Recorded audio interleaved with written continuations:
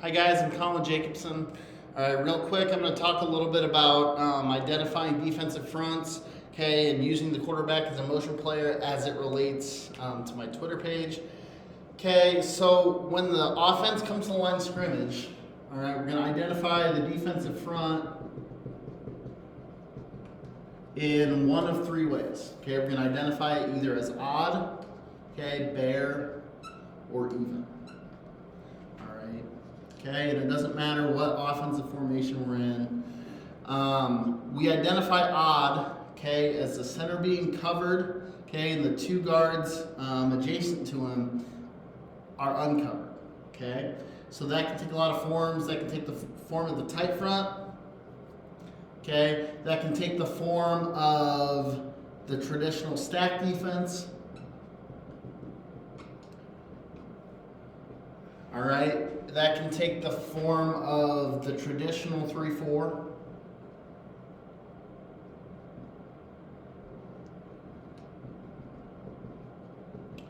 All right, so anytime we have the center covered and the two guards uncovered, we're going to identify that as an odd front. All right, we're going to identify it as a bare front when we have the center covered and the two guards covered as well. All right, there's a lot of different forms that can take. All right, but anytime that we have our center covered and our two guards covered as well, all right, we're going to identify that as a bare front. And then anytime that we see anything other than those two things, we're going to identify it as even, okay, automatically. All right, and even fronts can take a lot of different forms as well. But for argument's sake, let's say we put a tight end in the game. All right, and they have a 7, okay, a 3, a 1, and a 5. All right, we're going to go through our progression here. We're going to ask ourselves, okay, is our center covered? Okay, the answer here is no. Okay, he's not fully covered. Okay, so we know for sure that it's going to be an odd front. All right, I guess you can play odd with a shaded nose. Okay, so let's go through the progression a little bit more. All right, so if he does determine that he's covered, all right, then we're going to move to the guards, okay, and we're going to ask ourselves, are both guards adjacent to me covered? Okay, if the answer is no, it has to be an even front. All right, so we're just going to classify everything as either odd, even, or bare, okay, and then I think that that's important, okay, it's important to make that distinction and classify defenses simply, mainly because I don't think that high school football players, okay, have the same football IQ as the coaches, okay, so we want to keep things as simple as possible for the kids so that they're able to go through their progression on Friday night, go through their rules, okay, and ultimately be successful against the defense that we're trying to block. All right. Okay, and then we're going to carry 6 or 7 runs. So we're going to carry power, counter, ISO, okay, veer, midline, all right, and possibly zone, all right. And I think that having this identification system is important because it allows us to get a ton of reps in practice, all right. It allows the offense to practice against every front every week, okay, because we're grouping all of the fronts together into the 3 categories so that we can tell the defense quickly on the scout team, hey, get in a bare front, hey, get in an even front, hey, get in an odd front, so that we can mix up the looks, all right, and practice against everything every week because we're not very sure what we're going to see on Friday night from the defense. We can kind of look at some film, all right, and that kind of thing. But given the nature of the offense, we're not sure exactly what we're going to get. So hopefully we can practice against every front every week, get really good at it, and then be successful on Friday night. And hopefully we know in the first couple drives exactly what the defense is going to throw at us to be successful. All right, and then let's talk about flop a little bit. Okay, flop just means that we're going to align in a different formation, okay, but run it like base. All right, so in this case we have 13. All right, we're going to have the same player here make the line call that would make the line call in the standard 5-player surface. All right, So whether it's 13, okay, or even 31, where we have 3 on this side of the center, 1 on this side of the center, this player, okay, which is this player on this side, okay, he's going to make the line call. Okay, if he's covered and the 2 players adjacent to him are uncovered, we are going to identify it as odd. Okay, if he's covered and the players adjacent to him are covered, let's see, I'll draw it for you. All right, so if he's covered, okay, and the 2 players adjacent to him are uncovered, we know it's an odd front. All right, if he's covered, okay, and the 2 players adjacent to him here are covered as well, we know it's a bear front. Okay, bear fronts can take some different forms. And then, okay, if it doesn't meet either of those qualifications, let's say that he's covered and so is the player next to him, but this center here, okay, is not covered, we will call this even, okay? Just to keep things simple, even if we're changing the offensive formation, we're still going to keep the same line calls, okay, and follow the same rules, okay, no matter what formation it is, to be successful on Friday. So even if we're running the power play where we're pulling this guard, it's pretty much like tackle wrap, okay, so we're going to run the same blocking rules that we normally would. Okay, and then we're going to pull them around like it's tackle wrap and kick from here, and we're going to follow the rules that way, so the rules don't really change. Okay, it's still gap down. Okay, so we're going to get our call, whether it's odd or even, okay, or if it's bear, and then we're going to go through our rules and execute from there. All right, and then let's see. Okay, it doesn't matter, okay? You've seen, okay?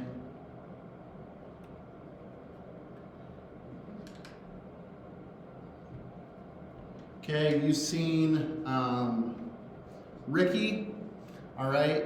In Ricky, we're still gonna have this player make our line call, okay? Because it's just like the right formation, all right, it just looks a little bit different. All right, there's times in Ricky where we'll still pull the center and run it just like it's right. Okay, it depends on how we call our play, how we call our formation. All right, so it's essential to have that easy teaching system, okay, the practice structure that allows us to practice against everything every week and set the kids up for success on Friday night. All right, and then I'm going to talk a little bit about quarterback motion. Okay, let's keep in mind that there's 4 defensive responses to motion. Okay, defenses can freeze. Okay, meaning that they don't do anything. All right, defenses can spin. All right, this means that to account for the change in numbers, okay, if we're running one player across the formation, they'll take their safeties and they'll spin this way or vice versa. All right, defenses can bump. All right, this means that they're going to take their middle interior players, okay, and bump the 4 underneath players or 3 underneath players depending on their structure. Or if they're bringing a blitz or that kind of thing. All right, and then they can chase. Okay, they can chase, which means that they take a player from one side of the formation, okay, and the offense runs him all the way to the other side of the formation, okay, whether it's looping or whatever, but this occurs usually in man coverage. All right, and the defense will run their player with him, all right, and they'll chase it and they'll equate numbers that way as well. All right, so I'm going to talk a little bit about quarterback motion, okay, and we're going to see quarterback motion in this offense in 2 different ways. All right, we're going to see motion where, okay, the F starts out here, okay, and we have 2 quarterbacks in the game. The F is our second quarterback, and he'll go from wide, okay, to under center. All right, and it can take a lot of different forms, but that's the basic premise of it. All right, and it is my belief anyway, that the defense will have limited options when this occurs, because when he starts, okay, he's not going all the way across the formation, he is stopping. All right, so this limits the defense's possibilities to freezing, okay, to doing nothing. All right, and also to bumping. Okay, if I draw up a hypothetical here, let's take a look at one instance why I think it's hard to spin. All right, essentially I think it's hard to spin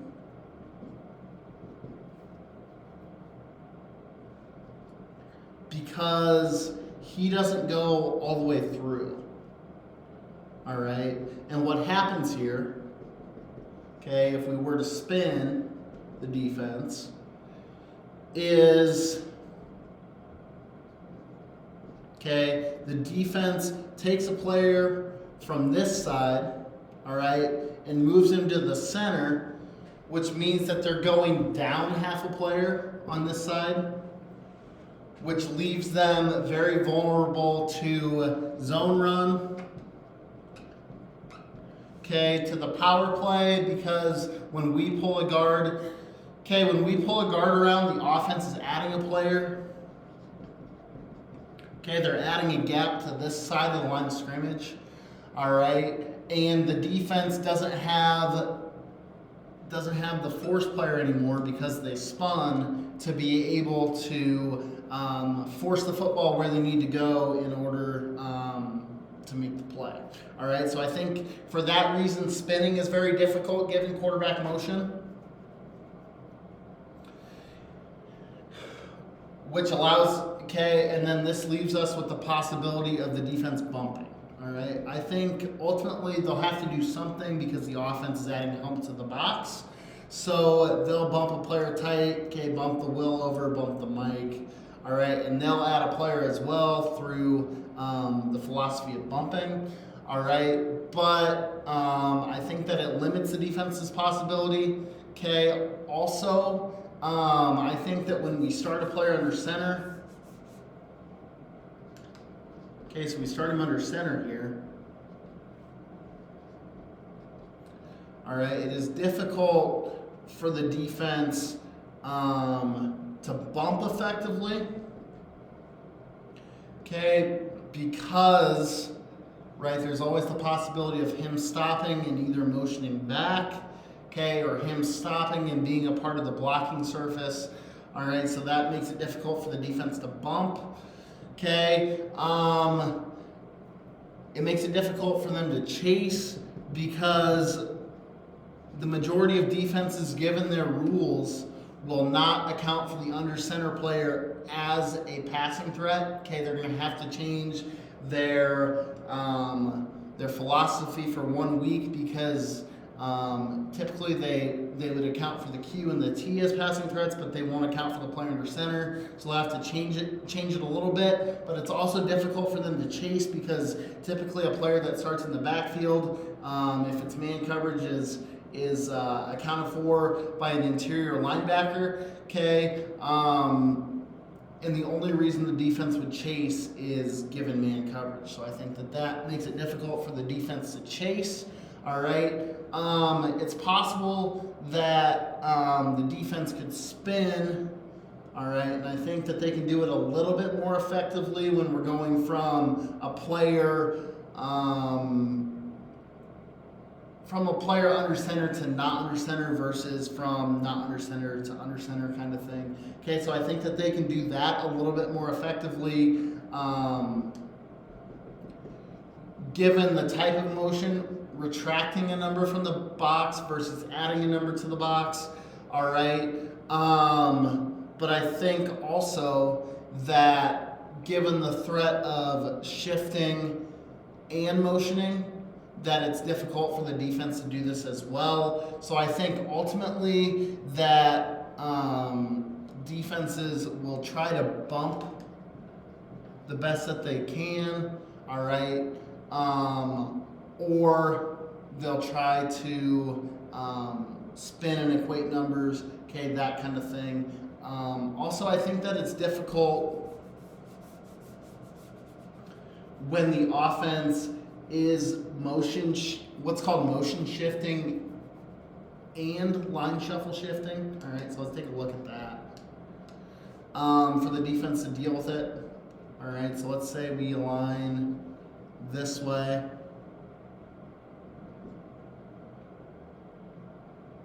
Now let's put the Z out here, all right, to make things simple. So let's say the first thing we do is line shuffle shift.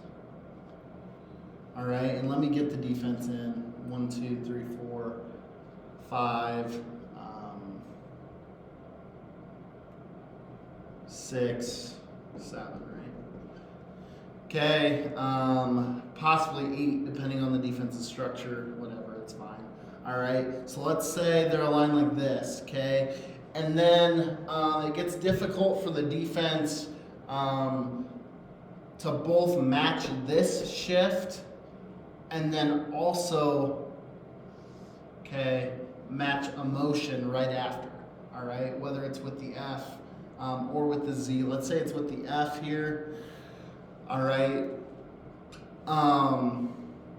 And be able to match it in a way where they're able to bump, okay, but not leave themselves vulnerable, on the left side. Okay, one possibility is that they spin, but they need to be mindful, okay, of things coming back that direction, or also purely adding this number in their spin, okay, because we're adding a whole helmet, so they might need to bump, okay, they might need to bump and spin of some kind. So these are things that they all need to consider. These are some things that I'm thinking about right now with quarterback motion. And honestly, I just find the problem very interesting because I think that it presents a lot of very complex issues to the defense that they need to answer with their toolbox. Okay, but also given the way that we're going to teach quarterbacks, given the way that we categorize motions, okay, we're going to end up with issues where we shift for a purpose, right? So we're going to end up with issues where we maybe shift over, okay, because the end here is not a very good tackler, okay, or we know that he likes to fit runs in a certain way, okay, and we're using our shifts over, okay, and our motions to kind of attack that weakness. All right, maybe we know that this corner isn't very good in solo coverage. All right, so we're going to use our shifts and our motions to kind of isolate him, okay. Maybe we know, right, that the free safety, okay, maybe we know that he's a smaller kid and we want to force him to come up and be a strong force player in the run game, so we shift his direction and force him to fit. These would all be some reasons why we would shift to certain formations. Okay, it's not just to make it look pretty. All right, I know that we can do some things to make it look complex to the defense, but also to a certain extent, the best we can, we want to use our time in game tape, okay, or watching game film or whatever, to identify the defense's player weakness. Okay, maybe we identify their 3-by-1 check. Okay, maybe we identify how they pattern match or their coverages. All right, and then maybe if we go unbalanced, all right, maybe they have already identified how they'll play certain structures on film against another opponent. So these are all things that we want to consider on film, okay, and then make the most of it while using the front identification system that I talked about earlier to keep things simple for us, okay, find mismatches, find where we think we have personnel advantages, okay, use our shifts to isolate those personnel advantages, and then attack the defense on game day while keeping things simple for us while making it complex to them. All right, so I'll see you next time.